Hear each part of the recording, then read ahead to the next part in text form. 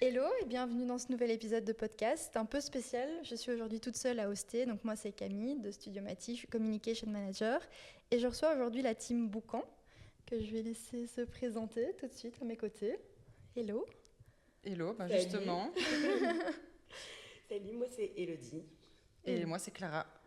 Hello, bienvenue dans ce nouvel épisode de podcast. Écoutez, je vous laisse présenter un peu ce que c'est Boucan et ce que vous faites respectivement au sein de Boucan. Je commence. Alors, Boucan est né, ça va faire 4 ans, presque 5 ans si on part à la genèse du projet. On s'est rencontrés quelque temps avant le Covid avec Clara. Et pendant le Covid, on s'est un petit peu amusés ensemble dans l'idée de faire quelques pièces de céramique, de faire ce qu'on pouvait faire à l'époque avec la distance qu'il y avait. Et à l'occasion d'un shooting qu'on avait organisé entre nous pour justement shooter des pièces de céra que Clara avait fait, que moi j'avais fleuri, on s'est dit pourquoi pas avoir un lieu. Donc en fait c'est parti très spontanément, on avait je crois toutes les deux... Clara parlera plus de son parcours par la suite, mais on avait toutes les deux envie de changement dans nos vies pro. Perso, moi j'étais déjà fleuriste, mais j'étais fleuriste uniquement en atelier, ce qui veut dire que j'avais pas de pignon sur rue et que je travaillais uniquement sur demande. Il y a un tas de réflexions qui me sont arrivées pendant le Covid qui m'ont fait me dire qu'une vitrine pouvait être intéressante. Clara a fait un cheminement plus ou moins similaire, mais sur un secteur différent. Et donc c'est parti de là. Okay. Et là on s'est dit ok super, on va prendre un lieu, on aura une vitrine dans laquelle on pourra avoir nos 2 ateliers. Et faire graviter autour de nous artistes et artisans qu'on apprécie et on fonctionne très au coup de cœur sur nos sélections. Ok, super. Pour toi. Et du coup, tout ça nous amène à créer Boucan. Mais donc, Boucan, qu'est-ce que c'est finalement? Oui. C'est un atelier. C'est vrai qu'on a eu un peu du mal à se définir, mais ça reste avant tout un atelier shop. Okay. Où en effet, comme Elodie, c'est la vitrine pour nos activités respectives qui sont très différentes, mais qu'on a fait vivre sous un même toit. Et on avait envie autour de ça de développer un peu un projet commun parce qu'on a vite matché d'un point de vue créatif, elle et moi. On aimait déjà toutes les deux nos tafs respectifs, mais il y avait aussi tout un univers autour de ça qui nous parlait. Et donc, on avait envie que Boucan puisse laisser une place aussi à ça. Et donc, dans ce lieu, on fait vivre un paquet d'artistes. On a toujours entre 10 et 15 artistes coup de cœur qu'on fait vivre un peu dans le shop, qu'on fait vivre aussi au travers d'événements comme des expos qu'on essaie de faire 3-4 fois sur l'année. Et voilà. Et puis, c'est un lieu aussi vivant parce qu'on y organise des ateliers de céramique pour ma part, mais aussi des expos. C'est un espace hybride. On a envie que ce soit un peu notre cours de récré pour explorer un peu nos choses, un peu nos parcours respectifs, mais aussi ce projet commun de pouvoir mettre l'art et l'artisanat en avant. Ok, donc si je comprends bien, on peut retrouver le côté fleuriste avec toi, côté céramique, et puis après l'idée de mettre en avant des créatifs bruxellois ou... Pas uniquement, on a pas mal de Belges ou bruxellois, mais on a aussi des artistes français. Okay. Parce que comme le disait en effet Clara, notre ligne éditoriale au niveau des artistes n'est pas ultra définie. Je crois qu'on n'a pas envie de s'enfermer dans quelque chose de très précis. Il y a certaines choses qu'on sait qu'on ne veut pas, après on ne sait pas, peut-être qu'un jour ça bougera. Mais là, on a beaucoup de céramique en ce moment, mais ce jeudi d'ailleurs, on a un vernissage d'expo, mais ce sera de la peinture. Donc ça, après, naturellement, beaucoup de personnes se présentent à nous en faisant de la céramique, puisqu'on a aussi... Puisque vous avez l'atelier. Exactement, on a aussi cette étiquette-là, entre guillemets, sans le dire péjorativement. Ok, et moi je suis curieuse, d'où vient le nom Boucan? Est-ce qu'il a une signification particulière ou c'est... Parce que voilà, en français, Boucan, c'est vraiment faire du bruit. Est-ce que c'était cette idée-là de... On a beaucoup réfléchi à ce nom et je crois qu'on avait envie, dès le départ, on savait qu'on partait sur un projet où, comme Elodie, on n'avait pas envie de s'enfermer dans quelque chose. On n'avait pas envie d'être juste une boutique, on n'avait pas envie d'être une galerie. On avait envie que ce lieu puisse évoluer parce qu'au moment où on crée Boucan, on est toutes les deux dans des parcours où on est en pleine évolution vers quelque chose, on ne sait pas encore quoi, mais on sait qu'on a envie d'évoluer vers faire développer notre univers créatif, etc. Et donc Boucan, on avait envie que ce soit ça, en fait, que ce soit une espèce d'espace hybride, un peu un brouhaha, Ça peut être focus artiste à un moment, puis ça va être un peu focus fleurs, et puis peut-être que demain on organisera des dîners, et peut-être qu'après-demain ce sera un espace plus galerie. Et on a envie de pouvoir évoluer comme ça avec cet espace complètement vivant. Complètement vivant, on teste des choses, et voilà, on a ce projet un peu commun. En effet, on ne voulait pas que le nom soit réducteur par rapport au projet qu'on puisse y mettre derrière. Et surtout pas un nom comme on a... Je dis souvent ça, mais on a 2 métiers un peu Pinterest. Ouais. Et on ne voulait pas tomber dans quelque chose qui soit trop lié en fait, à nos cœurs de métier au niveau du nom.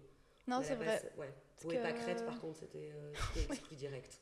Non, c'est sûr. Ouais, par contre, dans votre identité, on reste quand même dans un truc un peu Pinterest. Allez, pas dans le sens péjoratif du terme, mais moi, quand je passe devant la boutique, je me dis, ça pourrait être... si je prends une photo, je la mets sur Pinterest, elle fonctionne. Oui, elle fonctionnerait, je pense, parce qu'en effet, tu créerais une trend. Oui, c'est ça. Mais on n'est pas inspiré de Pinterest, en tout cas. On essaye de pas l'être. Non, à fond. Après, tant mieux, tu vois. Voilà, on a envie, en effet, ça c'est notre truc. On a un univers super coloré. Elodie a un choix de fleurs unique qui... Le lieu est décoré de lui-même. En fait, on n'a pas investi dans cet espace. Il y a une étagère, il y a un établi. Oui, c'est sûr que quand on rentre... Allez, on rentre directement sur les fleurs. À l'étage, si je ne me trompe pas, c'est la céramique. On comprend directement dans quoi on tombe. Mais en même temps, il y a un petit truc qui fait qu'il y a du charme. On a envie que les gens s'y sentent bien. Et... Ce qui est souvent le cas, donc ce qui est plutôt flatteur pour nous, parce que c'est souvent un retour qu'on a sur la boutique. Et on le voit aussi par rapport à certaines personnes qui... Honnêtement, je crois qu'on aurait une machine à café. On a des gens qui passeraient volontiers l'après-midi avec nous. Ça, hein. Pourquoi pas un jour, mais l'idée c'était ça aussi, c'est d'en faire un lieu convivial où justement les backstage sont aussi visibles, tout n'est pas, t'as la partie shop qui est nickel entre guillemets, mais t'as une visibilité sur mon atelier et aussi une petite lucarne sur l'atelier de Clara en haut, où là tu vois tout de suite qu'on travaille, que c'est pas nécessairement rangé, et c'était un peu ça l'idée, c'était aussi de casser cette vitrine qui pouvait être un peu parfaite comme ça avec la présentation de ce qu'on vend et ce qu'on propose au magasin, quoi. Ok, top. Et donc Clara, tu me disais là tantôt que tu as fait des études de publicité. Comment est passé le switch pour la céramique ? C'était une passion que tu avais déjà avant ou est-ce que tu as découvert ça par la suite ? Pas du tout. Pas du tout. Oui, moi j'ai étudié la pub, j'ai bossé 10 ans dans un média et j'ai découvert la céramique à Londres et j'avais envie de prendre des cours à l'époque. Mais c'était introuvable. C'était bon des massacres, c'était déjà du coup il y a 12 ans, 10 ans. Et c'est seulement en rentrant en Belgique quelques années plus tard, il y a 7 ans maintenant, que là j'ai fait un stage de découverte chez Studio Kiwi, qui est un chouette atelier en ville. Et là je tombe en amour pour ce truc quelques années avant le Covid. Donc j'ai pratiqué un peu chez moi comme tout le monde, voilà, tchic-tchac. Et puis le Covid, la fameuse... Covid, à fond, grosse reconversion. Je pense en fait gros pétage de câble, Covid, comme beaucoup de monde. Mais moi ça m'a en fait isolée de mes collègues. Je me suis retrouvée juste avec le taf et je me suis rendu compte qu'en fait ça n'allait pas du tout. Et donc ça m'a avant tout fait beaucoup de bien. Puis je me suis installée dans un petit atelier avec une pote, faire un peu ça sur le côté. Et puis en fait, j'avais envie de développer pas nécessairement le projet céramique. J'avais pas un peu ce gros syndrome de l'imposteur d'aller commencer à vendre mes pièces alors qu'en fait je faisais de la céramique dans ma chambre. Mais j'avais envie d'un nouveau projet et c'est en effet au détour d'un rendez-vous avec Hello où on s'est dit mais en fait ce projet de céramique peut vivre dans quelque chose de beaucoup plus créatif, beaucoup plus large. Ça peut évoluer en parallèle avec les fleurs d'Hello, avec le projet d'artiste que j'avais envie de mettre en avant, toujours un peu cette envie de travailler avec des artistes, de pouvoir mettre en avant leurs projets et tout. Et donc c'est né de là. Et du coup, comment fonctionne votre collaboration ? Est-ce que ce sont des ateliers céramiques où toi tu interviens du côté fleuriste ou... Dites-moi tout. Pas du tout. Clara fait ça très bien. Moi, pour être tout à fait honnête, c'est un peu moins mon truc d'animer des workshops. Je l'ai déjà fait. Je peux le faire, mais je veux bien le faire si on me dit j'ai 10 personnes qui veulent le faire et que c'est complet, mais on va pas se mentir, ça représente quand même une logistique qui est importante en fait, et je le vois à travers Clara. Et moi j'ai déjà des journées, je vais chercher mes fleurs le matin, c'est toute une autre prod en fait. Je travaille beaucoup en événementiel aussi, et les cours, ça serait essentiellement en soirée. Oui. Ça fait que tu as plus de temps libre. J'ai aussi une petite fille, etc., qui arrive en même temps que Boucan. Enfin bref, il s'est passé pas mal de choses en peu de temps. Et j'ai envie que mes soirées soient à moi quand j'ai pas d'event. Je comprends. Voilà, pour être tout à fait honnête. Mais donc du coup, est-ce que tes fleurs interviennent quand même ou pas du tout, mis à part le fait qu'elles soient dans la même boutique, ou peut-être toi, quand tu présentes l'atelier, est-ce que tu fais intervenir... On associe Ouais. les univers. Ouais. Il n'y a rien de figé. Nos ateliers, là, on a un nouvel atelier à l'étage qui nous permet d'accueillir un peu plus de monde et différentes formules. Mais sinon, les petits groupes, on donne toujours cours en bas en boutique. Okay. Et ça, les gens rentrent. Le shop s'est transformé en atelier. On est dans les fleurs d'Hello. Ouais, donc c'est mêlé ensemble. Les univers sont complètement et ça, c'est point d'honneur sur un espace coloré et accueillant tant que possible. Mais donc, on est dans les fleurs d'Hello. Ce qui est très bien. Ok, donc tu me disais que tu travailles aussi dans l'événementiel. Je travaille pas, enfin j'ai des projets floraux dans l'événementiel, c'est ce que je faisais avant qu'on ait Boucan. D'accord. Et que je continue à faire parce que c'est ça qui me plaît aussi, c'est ça qui... La boutique c'est super, c'est très chouette, moi le côté commerçant c'est quelque chose que j'aime bien. Ouais. Mais je me challenge plus sur des événements que sur les bouquets en magasin. Après les deux se renforcent dans le sens où... le magasin amène de l'événement, mes contacts en événementiel viennent au magasin, donc c'est un joli tout qui se crée. Voilà. Mais avant, moi, j'étais pas du tout... Enfin, je suis fleuriste depuis 10 ans. Ouais. Donc, mais à la base, j'ai un parcours... Je fais de la sociologie et des ressources humaines. Le master, ça dit rien. Mais après, je suis très contente. En soi, je pense que ça m'a vraiment formée... peut-être une manière de voir les choses. À une lecture du monde et des gens, qui est quelque chose que je ne changerai pas. Je fais un bref passage en galerie d'art en arrivant à Bruxelles, puisque j'avais envie de tester un petit peu ce milieu-là.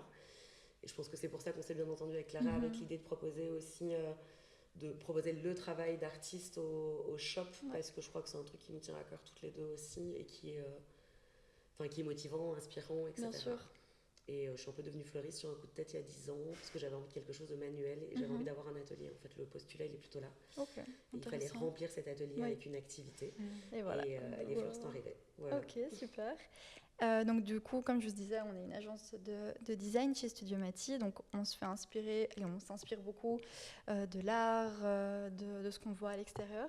Comment, en tant que fleuriste et que céramiste, vous vous inspirez? C'est quoi vos sources d'inspiration de manière générale En vrai, tout, et c'est ça qui est trop gai chez Boucan, c'est que c'est devenu aussi une espèce de plateforme de rencontre où... en fait, on va rencontrer plein de gens, on va rencontrer plein d'artistes. Nous, on est constamment à la recherche de nouveautés, sur comment se challenger aussi. Le projet, il doit évoluer. Il faut tout le temps pédaler, quoi. Donc, c'est vrai qu'on est souvent à la recherche un peu de ce qui se fait. On a de la chance d'être à Bruxelles, où, de par l'événementiel d'Hello, on est en contact avec le secteur de l'art, où il se passe quand même beaucoup de choses en céramique. On s'entoure au fur et à mesure de nos projets avec des créatifs, on s'entoure beaucoup de ça. Et en fait, je pense que c'est simplement nos rencontres, c'est juste nos rencontres, c'est ce qu'on va voir. Alors oui, comme tu dis, en effet, ça va être l'art, ça va être une expo, des trucs qu'on va faire individuellement. Mais là, on a la chance d'être à deux aussi sous le même toit. Et en fait, ça double littéralement un peu nos sources d'inspi au shop. Et on a de la chance de bien s'entendre là-dessus, donc c'est cool. C'est sûr que le teamwork, ça fait beaucoup aussi, d'avoir deux visions, deux manières de penser, deux visions, deux avis différents, parfois. Tout à fait, puis même si on ne fait pas le même métier et qu'on n'est pas remplaçable, l'une et l'autre, en tout cas Clara ne peut pas me remplacer, non, c'est ça, peut-être plus dans un sens que dans l'autre d'ailleurs. mais donc on a vraiment ce truc, on connaît bien les goûts, les pratiques de l'une et de l'autre, et on fonctionne souvent sur un ping-pong, sur le projet commun, ou parfois sur des choses plus personnelles, plus liées à l'activité de l'une ou de l'autre. Okay. Et ça, c'est vraiment une qualité de travail qui est super chouette. Je crois qu'on s'est bien trouvé là-dessus. Trop bien. Et comment ça se passe un peu pour vos ateliers, pour vos clients? Du coup, toi, pour tes clients, toi, pour tes ateliers, vous fonctionnez comment? Plutôt bouche à oreille aussi, ou vous misez une partie sur vos réseaux? Je ne sais pas si vous avez un site internet ou autre. Comment vous avez un peu développé toute cette partie-là, marketing, je dirais, sachant que toi, tu as ton passé en publicité, donc tu es aussi un peu rodé. Non, pas du tout. Est-ce que ça t'a servi? Dites-moi. Moi, j'aime bien nous définir comme ça. Clara, c'est un peu la com digitale et moi, je suis un peu la com réelle. Ouais. un côté peut-être un peu plus RP que Clara, je tchatche un peu plus, j'aime bien ce côté un peu commerçante, etc. Bah, tu es en boutique aussi de par ton activité. Je suis en boutique, tout à fait, et puis au travers des events aussi, ou comme le disait Clara, que ce soit pour des marques, pour des galeries, pour autre chose, bah, je rencontre aussi pas mal de gens via ce biais-là, donc je suis souvent hors les murs, on va dire. Clara est vraiment meilleure que moi sur tout ce qui est digital. Donc tout se renforce à nouveau. Et puis après, Clara, c'est une super oratrice. Et je veux dire, ses cours sont super. Tu donnes un ton aussi à tes cours qui sont à la fois hyper sérieux, mais en même temps ultra vivants et personnels. Donc je crois qu'on a toutes les deux nos skills un peu bien sûr, c'est important. Respectives. Mais Clara va plus être sur l'internet, sur l'Insta et le site. Clairement, c'est plus... ça s'est fait comme ça, en fait, on n'a jamais défini le rôle de l'une ou de l'autre. Non, mais parfois... Mais naturellement, ça s'est fait. Oui, c'est ça, il faut reconnaître où on est bon. Et Mais là aussi, c'est là que notre duo marche bien aussi, c'est qu'en effet, on a... Au tout début, je me souviens quand on avait lancé le projet, on avait dû faire une espèce de semainier type, tu vois, un peu qui... Et alors, on avait réparti le mardi matin, ça va être moi au shop, derrière le comptoir, et puis après, je peux partir en atelier. En fait, ça a duré une semaine. Moi, j'ai pris ma place, elle est en haut, elle est en prod. Quand Hello a besoin d'un coup de main, on est là. Par contre, on est tout le temps là au shop, toutes les deux, parce que voilà, ça c'est notre projet commun et on est là ensemble. Mais Hello, elle va être, de par son activité, pour pouvoir faire des bouquets, elle est en bas, elle est en contact client. Moi, je suis souvent dans la mezzanine, je suis souvent l'autre de la boutique. Parfois, le samedi, on me demande qui je suis, je dis je suis l'autre. Là, en l'occurrence, je suis ici. Et je suis aussi beaucoup à l'atelier à l'arrière maintenant, parce qu'il y a un nouvel atelier là où on donne cours. Mais c'est vrai que du coup, tout s'est fait hyper naturellement, on se complète assez bien. Voilà. Et donc, il n'y a pas que les ateliers, tu vends aussi tes créations de céramique? À la base, c'est vraiment Hello fait ses fleurs, moi je fais mes pièces. Et je pense que tout est une question d'équilibre. J'avais pas envie de vivre d'ailleurs j'aurais pas su, que de ma prod, ne faire que ça. J'ai essayé l'année dernière et je crois que j'ai frôlé le burn-out si je l'ai pas fait. Ça ne m'amuse pas, il faut une bonne balance. Et donc ma balance, c'est ça en fait, c'est ma prod, je mets mes pièces en vente. J'ai la chance de pouvoir avoir la boutique et donc je peux un peu tester des pièces et voir un peu ce qui marche, ce qui m'amuse. Et puis il y a un autre tiers qui va être vraiment mes cours où je vais donner les ateliers en boutique et développer ça. Donc ça c'est trop gai parce que voilà, plein d'élèves de tout niveau qui viennent rejoindre un peu le shop et l'atelier. C'est ce que j'allais demander, est-ce que c'est ouvert à tout le monde ou est-ce qu'il faut avoir une petite notion de base? Non, on fait tout. On va de formation débutant où on t'apprend vraiment les bases, toucher l'argile pour la première fois, à accès libre. Et donc là, elles ont la clé de l'atelier, elles font partie de l'atelier, de l'espace, ils peuvent venir produire et voilà. Ok, trop bien, c'est super cool. C'est vraiment hyper vivant en fait. Méga. Trop bien. Et par rapport à l'emplacement que vous êtes situé à Saint-Gilles, vous trouvez que c'est un bon emplacement créa? Je trouve qu'il y a pas mal... Donc allez, on est près de Rureau, dans les Marolles, etc. C'est quand même... C'est-à-dire que c'est un quartier Non, vas-y, je t'en prie. qu'on connaissait bien toutes les deux pour plus ou moins y vivre. Ok. Et pour ma part, moi, quand je vais parler de moi, mais quand j'ai commencé les fleurs, j'ai aussi beaucoup fonctionné avec des abonnements dans l'Oreca, ce qui me permettait d'avoir une vitrine dans plusieurs endroits de la ville, dont beaucoup à Saint-Gilles, pas uniquement. Et donc, pour moi, ça faisait... En tout cas, je savais que ma clientèle, je pourrais facilement l'attirer sur Saint-Gilles. Tu me mets à Scarbeck, tu vois, c'est genre ça aurait été plus... en plus, je le prononce super mal, donc ça va pas du tout. Mais ça aurait été... Je sais pas, ça faisait relativement sens. Puis on a eu une opportunité aussi qui était intéressante par rapport à ce fonds de commerce. On avait une bonne vision sur le développement de la rue quand nous, on s'est installés, il n'y avait que la boulangerie en commerce un peu plus récent et qui est très chouette et qui attire du monde. Donc ça fait c'était du aussi passage un point positif pour nous. Et maintenant, nous, ça fait 4 ans qu'on est là et depuis, il y a plein de chouettes commerces qui ont ouvert et qui vont un peu dans le sens de ce qu'on avait imaginé pour l'évolution de cette rue. Donc je crois qu'on est très contente d'être là et que Volders, elle est proche des Marolles. Enfin, je dirais pas c'est pas centrale, mais en tout cas, elle a certains aspects qui sont pratiques. Tout le monde connaît cette rue, elle est facile pour s'arrêter en voiture, à pied, à vélo. Et puis elle est belle aussi. Ah, c'est clair. Je trouve que, c'est gai aussi d'être dans une avenue qui a du charme. Non, c'est sûr. Puis ça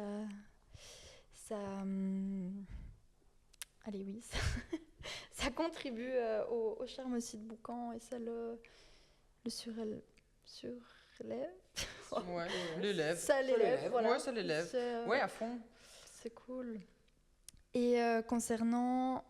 votre exposition là, qui est en cours. Vous pouvez en parler un peu plus pour donner envie Elle est disponible. Le vernissage est jeudi. Sera disponible combien de temps? Un mois. Nos expos en général, c'est un mois. Donc, on laisse carte blanche à l'artiste sur l'espace le jour du vernissage jusqu'à la fin du premier week-end. Et après, en général, on reset-up un petit peu l'expo en fonction du format de l'expo et de la taille des pièces pour qu'on puisse réintégrer aussi les artistes qu'on a habituellement au shop. Et d'une manière générale aussi, nous, on propose le lieu à des gens dont on aime le travail.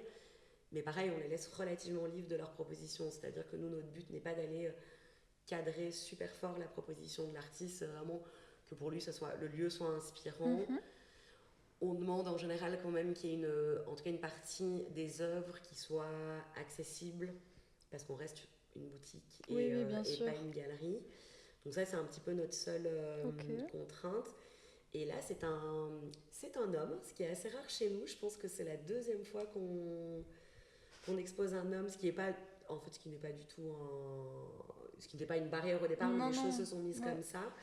Et donc ça va être une expo de peinture, mais je crois qu'on n'a pas, j'ai pas envie d'en dire trop. Non, mais juste un peu teasé. C'est un mec qui est super chouette, qui est super quand ça sort.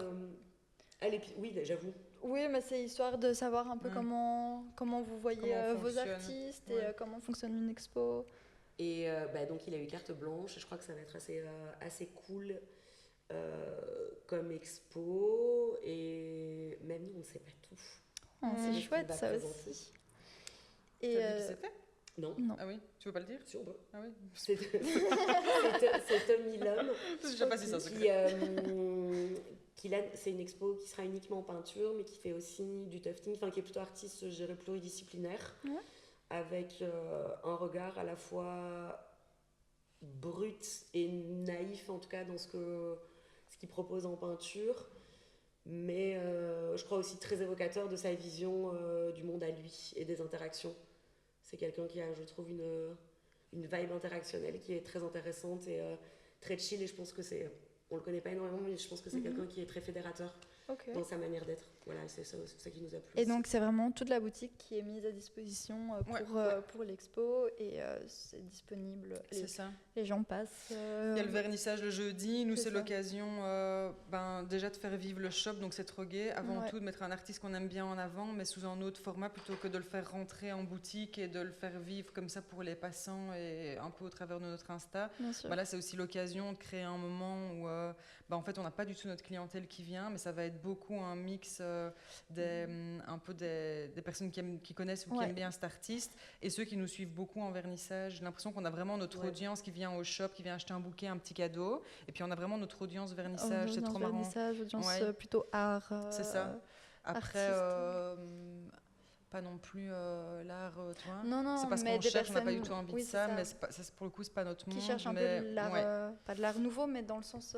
qui est curieux, c'est ça qui est cool, je crois que... c'est ça. C'est une clientèle qui est presque devenue des potes et qui vient boire un coup, découvrir ce qu'on avait à proposer ce jour-là, et voilà, le vernissage dure un mois. Et la seule intervention, je sais pas si tu l'as dit, mais on laisse en effet carte blanche à l'artiste avec notre espace et la partie boutique. Mais on demande souvent, et ça c'est cool parce que c'est revenu quand même à chaque fois, on demande toujours aux artistes, tant que possible, mais ils ont chaque fois joué le jeu, de créer une pièce en lien avec la boutique. Ah, trop chouette. Et donc ça va être soit jouer avec les bacs de fleurs d'élo, ou bien jouer ici en l'occurrence sur notre étagère. Il y a tout un jeu un grand format qui va sortir, mais il y a toujours un peu comme ça des jeux, des interactions avec le lieu, ce qui est cool. Et vous faites combien d'expos par an, plus ou moins? 4. On essaie d'en faire une par trimestre. Ok, une par trimestre. Qui reste un mois. Niveau organisation, on est crevés. Clara l'adore. J'imagine. Et pareil, vous cherchez dans votre... on en a déjà un peu parlé, mais c'est vraiment dans votre réseautage d'artistes que vous cherchez, des personnes que vous appréciez. Après, on a déjà contacté notre première expo, Natacha Pachel, c'était culot pur, quoi. Parfois, ça fonctionne aussi. C'est Clara qui suivait son travail sur Insta. On venait littéralement d'ouvrir le shop avec 3 carafes et 2 bacs de fleurs. Et on l'a contactée en lui disant voilà, on adore ce que tu fais, on a trop envie de faire une expo. Elle nous a dit oui, ce qui était très chouette parce que c'est quand même une artiste qui a quand même une certaine renommée. Et ça est la première expo, et je crois qu'aussi le fait que ce soit bien passé, qu'elle nous ait dit oui très vite, crois que ça nous a conforté dans l'idée qu'en fait, l'idée de proposer des expos, ça faisait sens aussi chez nous. Donc ouais, c'est vraiment... parfois, on a vraiment des gens en tête, je dirais 2 sur 4, et les 2 autres expos, c'est un petit peu au fil de l'année des rencontres qu'on va faire, ou voilà. Et est-ce que vous avez un retour des personnes qui viennent par rapport au vernissage, quel que soit le retour que c'est, vraiment, est-ce que... c'est quoi le feeling qu'ils reçoivent quand ils quittent le vernissage? Parce que là, ce qu'ils en disent, en tout cas, généralement positif. Ouais, de la discussion que j'ai avec vous, c'est... j'ai l'impression qu'on est des copines depuis toujours. Et je suis déjà venue 1 ou 2 fois dans la boutique, et c'est ce que j'ai ressenti aussi directement. Donc je me dis, l'expo doit être aussi quelque chose de très convivial, très... C'est hyper gai, oui, je pense qu'on a chaque fois... c'était trop gai, les artistes avec lesquels on a bossé, en fait, pendant les préparations de l'expo, même s'ils ont carte blanche, on reste évidemment impliqué dans le sens où on propose notre aide, il y a des échanges avant, on est au courant du taf, etc. Là, voilà, la dernière expo, c'était en juin, c'était Philippine Dautrep et Marianne qui ont fait une expo autour des listes de courses que collectionne Marianne, et Philippine, qui est artiste aussi, peintre et céramiste, les a réinterprétés, en l'occurrence en céramique.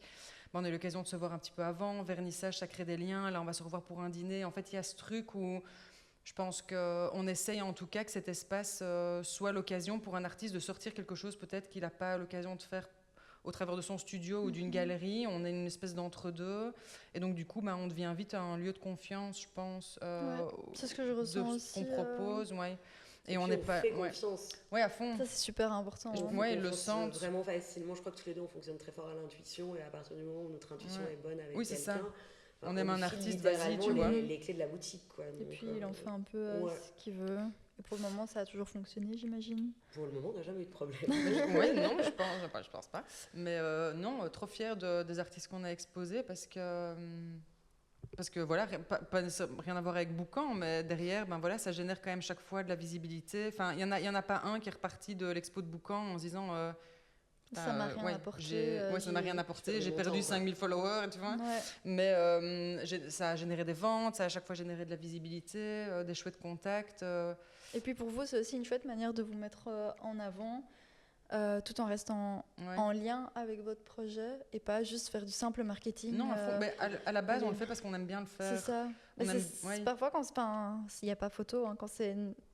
ça vient du cœur, ça se ressent et non, à fond. Et du coup, Et d'ailleurs l'année dernière, on a pris un peu moins de temps parce qu'on a eu le temps de faire un aller-retour express en ouvrant une boutique à Liège, mais on a pris moins de temps pour faire des expos. Voilà, on se dit, il y a personne qui nous attend au tournant, on va pas sortir nos 4 expos à l'année, on en a fait 2 et c'était 2 bonnes, mais au moins on était investis et on savait qu'on allait le faire bien. En revanche, ça nous a manqué. Oui. Ah, c'est intéressant. Ouais. Enfin, je trouve que quand même on a fait le bilan de l'année où voilà, on a voulu tenter de se développer autrement, donc en passant par une deuxième boutique. Ça nous a appris plein de choses, mais c'était pas en tout cas le format pour cette année-là de développement. Et en fait, voilà, l'avantage aussi, c'est de se dire qu'on a un super outil entre les mains à Bruxelles, avec lequel on peut faire encore plein de choses. Et peut-être que dans la conjoncture actuelle et dans nos ressentis actuels, c'est peut-être plus pertinent de se reconcentrer sur la base, cette envie-là. Exactement. Donc, deuxième boutique, pas tout de suite. Pas une envie particulière. On verra, c'est parce que la vie nous réserve. Bien sûr. Là, en tout cas, pas cette année, non. et après, d'une manière générale, je crois qu'on a la chance aussi.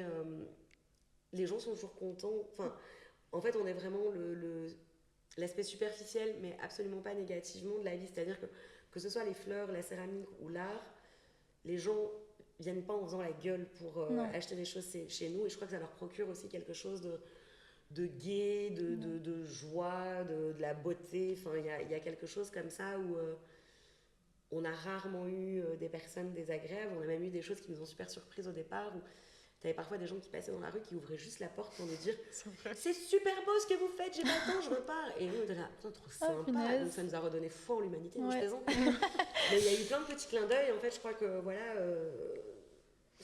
hyper chouette et hyper bien rendu par notre public ou pas notre public en réalité. Non, c'est ça. Mais comme je disais, si ça vient du cœur, en général, ça se ressent automatiquement et il n'y a rien à faire. Si c'est sincère et pur, c'est sincère et pur. Quoi. Oui, puis je crois que voilà, on est toutes les deux assez transparentes et direct. Donc, ouais, enfin, en tout cas, on fait pas semblant sur qui on est et ce qu'on fait. Ok. Voilà.